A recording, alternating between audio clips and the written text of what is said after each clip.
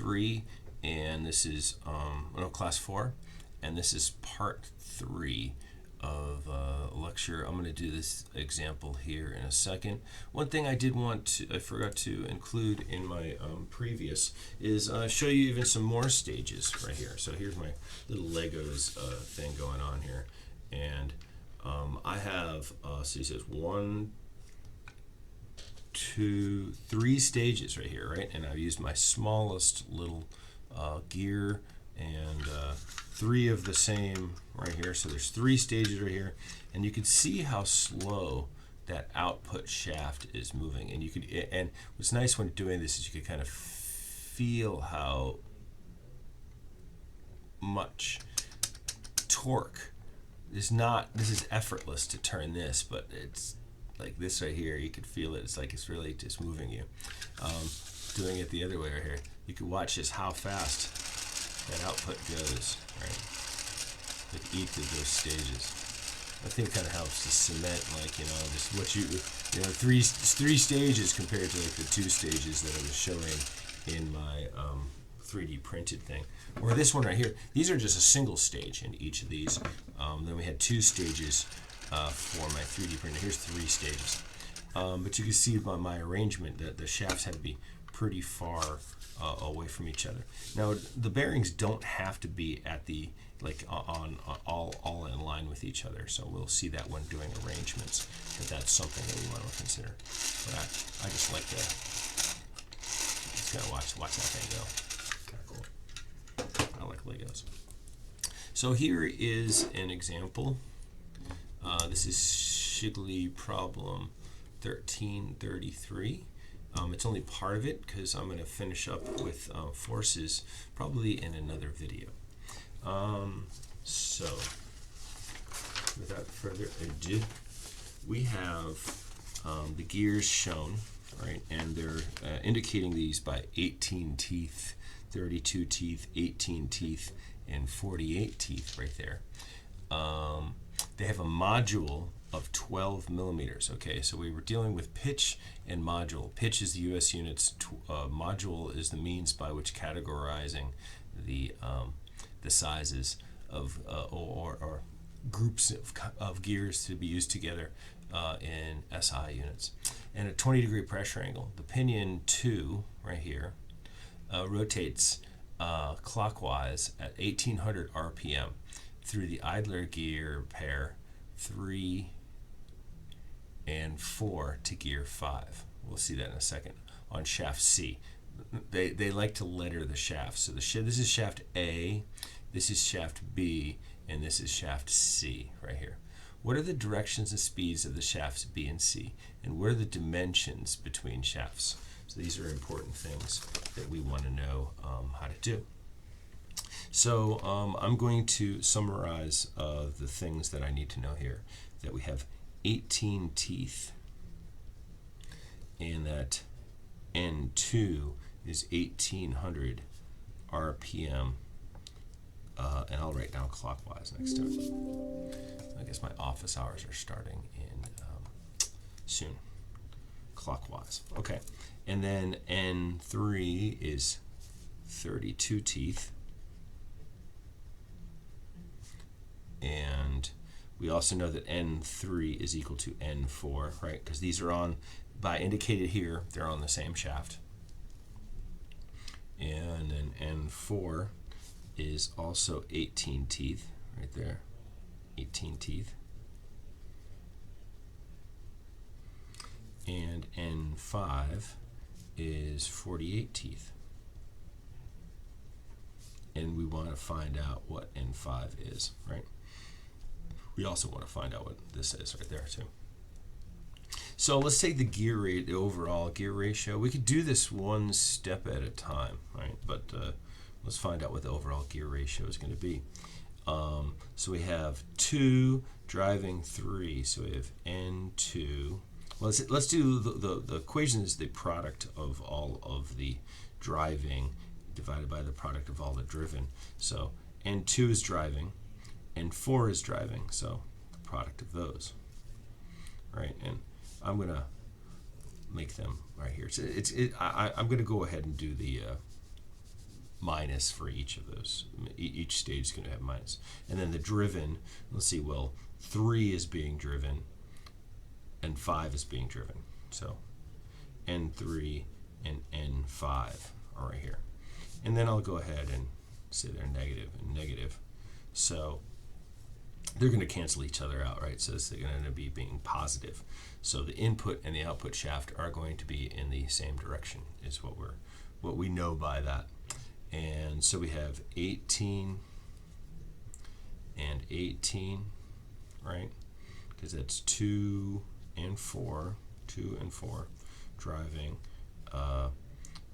32 and 48. We end up with 0.2109, and it's positive, and therefore the output is going to be the same direction, the same as the input. So by way of the way that we write this out, often we'll say that NC, right, if that's the output shaft, is equal to N5, right? That's the shaft and the gear are attached to each other. And so we're going to have the E times N2, which we could also call NA if we wanted to, right? To keep things straight if we wanted to. So 0.2109 times our 1800 RPM is going to be 379.7 RPM. So that's our answer. NC is 300. Let's call it 380 RPM. Alternatively, we could have actually gone stage by stage, by the way. I don't know if I wanted to necessarily walk through that. I guess I am. Well, you know, this is to get the output, but we were also asked in here about what are the directions and speeds of shafts B. So we didn't get shaft B. This was like, you know, a lot of times we don't even care what the shaft B speed is going to be. But let's go ahead and find it. What we could have done is found MG, let's call it 1, right? The first gear ratio was N3 to N2, right? Which was 32 to 18, or 1.778.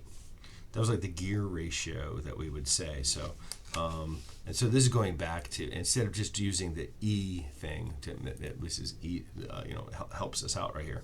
This is like the gear ratio as defined in the previous class. So what we'd say, we'd take N3 is going to be the shaft of B, and we'd take NA and divide it by that gear ratio of 1. So we have 1800 and divide it by 1.778, 1013 RPM, and it's going to be in the opposite direction as the input. So it's clockwise because, no, counterclockwise. Did I say clockwise? I meant counterclockwise, right? Because this one says that it's going, the input is going clockwise. So I wrote it down around here on my little sheet. Counterclockwise. There you go. Counterclockwise. And you could also just see it this way. This guy's going clockwise, so that one has to go counterclockwise. So that means that has to go counterclockwise, which means that has to go clockwise, right? So this output is clockwise. And this one is also clockwise. We should have written that down. So that's what shaft B is going to be. If you wanted to continue with that idea, we could take the gear ratio of the next one, which is the output right there, or the bigger gear right there, and that's 48 to 18, which is 2.667, right? And so our output gear and our output shaft right there equal to each other. We'll take that secondary shaft, divide it by the MG2 right here. So that's 1013 divided by our 2.667 gear ratio right there, or 379.8 RPM, right? And it reverses again from counterclockwise. Just marching through the thing. We could go either way, right? Is if you have more complicated gear train working through that way. I like to kind of monitor how much time these are taking right here. So it was 10 minutes into this, which might be better just to make it to an additional video right here. Okay, so the dimensions that we would have as part of this. We want to know the distance from here to here and from here to here. So I'll write those down. Like right here, here's our shaft distances right here. So the diameter of each gear is going to be equal to the module times the number of teeth, right? That's, make sure we remember that this M is different from that M. This one just left alone is the module, and it's the SI equivalent, right? Remember that a diameter in US units goes number divided by capital P, right? Where this is, this is the diametral pitch right here to get this. But anyway, so D2 is going to be equal to, it has a module of 12 millimeters, so it's got the number of teeth is 18, it says 216 millimeters, right? That's also the number of teeth that's in for D4, right? So it's going to have the same diameter. So the diameter 3 is going to be the 12 millimeters module times 32 teeth, or 384 millimeters. And diameter 4 is going to be, we already did that. Let's go 5. 12 millimeters times our 48 teeth, 576 millimeters.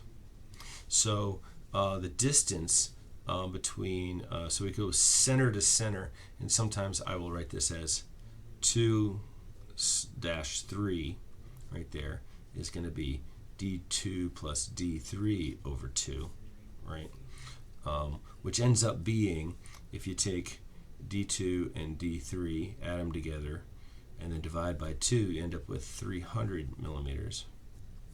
If you do the same thing with center to center for 4 to 5, right? So 4 to 5 ends up being D4 plus D5 divided by 2.